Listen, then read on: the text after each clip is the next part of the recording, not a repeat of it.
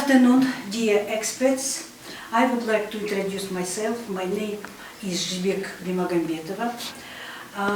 I am the teacher of the English language, and I have been working as a teacher for more than 44 years. So I would like also to introduce my program, which I worked up for my students, master students, specialty biology. So the first topic is devoted to the tracing the evolution of education. I usually start with learning outcomes. First of all, I need to focus what will they will be able to do, to discuss key historical developments in education, understand relevant vocabulary, and engage in discussions about the evolution of educational practices. The next slide is devoted to warming up. I usually spend 5 minutes where I start the lesson by asking students to share what they know about the history of education. Encourage students to mention significant features in education. The next slide, as usually, it follows with vocabulary buildings, which is also important, and I usually spend 10 minutes for just focusing and memorizing all new words. Introduce and explain key vocabulary related to the history of education, then pedagogy, for example, traditional education, progressive education, and literacy. And of course, not just we need to discuss and to define what do they mean, then provide definitions and encourage students to use these words in sentences. The next slide.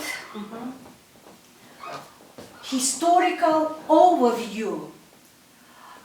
Also just the time, I need just to follow time management in the class. And so I spend 10 minutes. So present a brief overview of the history of education, starting with Asian educational practices and moving through different historical periods, such as the Renaissance, the Industrial Revolution, and the modern era.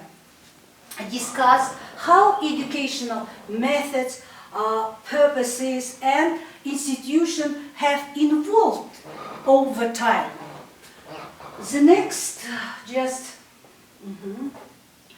we usually continue with reading and comprehension, also 10 minutes. Provide students with an excerpt from a historical document or essay related to education, also such as from John Dewey's experience and education. This from his work we usually read. Yes. Then I usually ask students to read the passage and then answer a comprehension question. Discuss the answers and encourage students to share their thoughts on the reading. Presentation and discussion. It's also 10 minutes. As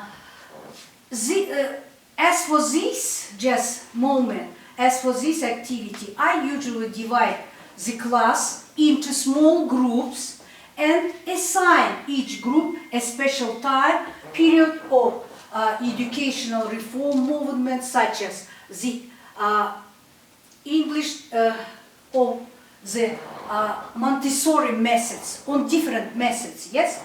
Then ask each group to prepare a short presentation on their assigned topic, highlighting its historical content, key figures and impact on education. And the next slide. So, presentation and discussion.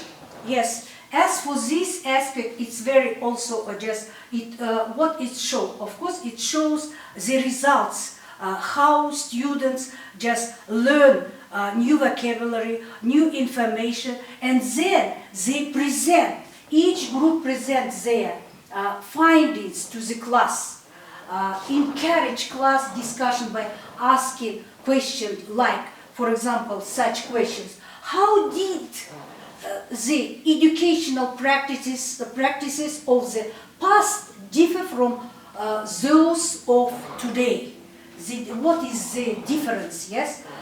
What lessons can we learn from historical development in education? How has social, economic, and technological changes influenced educational approaches? They are very important. As for these questions, they are very important, and of course they need to know these all answers for these questions. Then, as for this activity, wrap up, 5 minutes. Here I usually summarize the key points of the lesson and reinforce the new vocabulary. Encourage students to share their thoughts on the relevance of understanding the history of education in today's world. The next slide, it's a homework, optional. Of course, I just ask students to assign a short essay or research task for students to explore a specific historical figure or educational reform movement in depth. They should use the vocabulary and concept learned in the lesson to write about it. And finish our classes with plenary, yes? Why is it important to study the history of education? How does understanding past educational practices and reforms contribute to our comprehension of the present-day education system? So, as for all, you see, just as for this presentation, it is devoted to the introduction of the topic.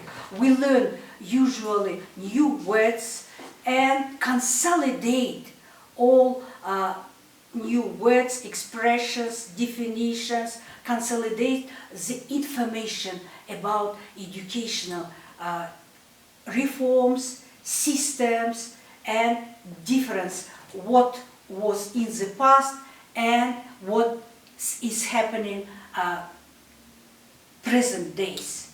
For example, I compare, as I have been working for more than 44 years, of course I easily compare each reforms, for example, what was in the Soviet time, yes, I remember, because I passed all through reforms and of course tested all of them. And now what is happening now, yes? Thank you so much. It's my first presentation.